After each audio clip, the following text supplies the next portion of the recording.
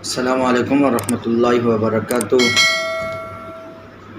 ایک حدیث بیان کرنی ہے۔ اللہ کے حبیب صلی اللہ علیہ وسلم فرماتے ہیں کہ المسلم من سلم المسلمون من لسانہ و یدہ، کہ مسلمان، کامل مسلمان وہ شخص ہے جس کے زبان اور ہاتھ سے دوسرا مسلمان محفوظ ہو۔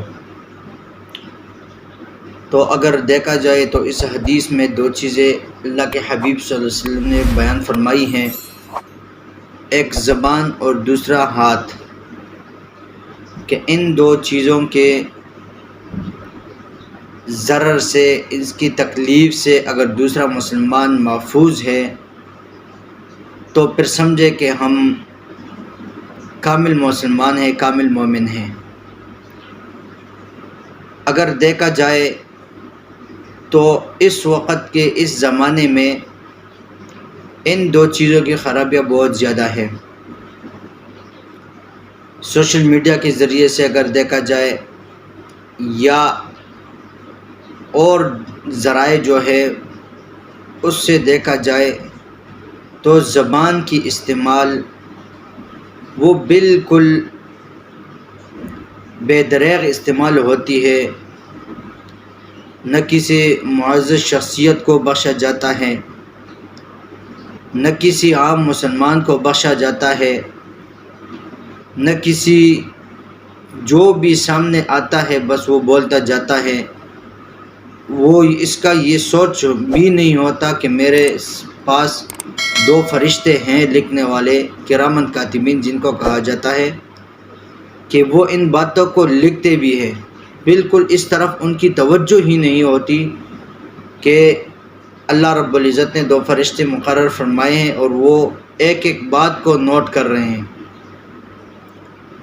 دوسری چیز جو اللہ کے حبیب صلی اللہ علیہ وسلم نے بیان فرمائی ہے وہ ہے ہاتھ۔ تو اس ہاتھ کے ذریعے سے بھی بہت سارے گناہ جو ہے وہ ہم سے ہوتے رہتے ہیں۔ چوریاں ہم کرتے ہیں، اس سے دوسرے کی چیز ہم اسی طرح بغیر اجازت کے استعمال کرتے ہیں، اور اسی طرح اور جتنا بھی ہمارا ہاتھ پہنچتا ہے جہاں پر بھی بس ہم رکتے نہیں ہیں۔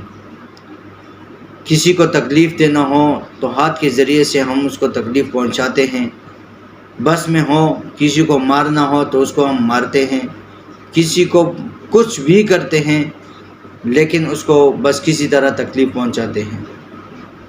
تو ہمیں ان دو چیزوں کے ذریعے سے گناہوں سے بچنا ہے۔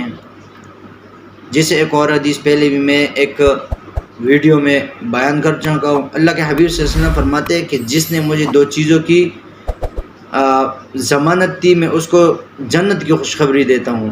انہی میں سے ایک زبان تھا کہ آپ علیہ الصلوۃ والسلام نے فرمایا کہ مجھے اگر کسی نے زبان کی ضمانت دی تو میں اس کو جنت کی بشارت دیتا ہوں۔ تو یہ دیکھیں اتنے بڑے بڑے فضائل ہے، اس پر ہمیں بھی چاہیے سوشل میڈیا کے ذریعے سے ہو جس طرح بھی ہو، ہم کسی کے بغیر تحقیق کے کسی کے پیچھے بات نہ کریں، کیونکہ اگر دیکھو یہ غیبت میں آتا ہے، اور غیبت سے بھی اللہ رب العزت نے قرآن مجید میں منع فرمایا ہے۔ تو اللہ رب العزت مجھے بھی عمل کرنے کی توفیق عطا فرمائے اور آپ کو بھی۔ السلام علیکم ورحمۃ اللہ وبرکاتہ۔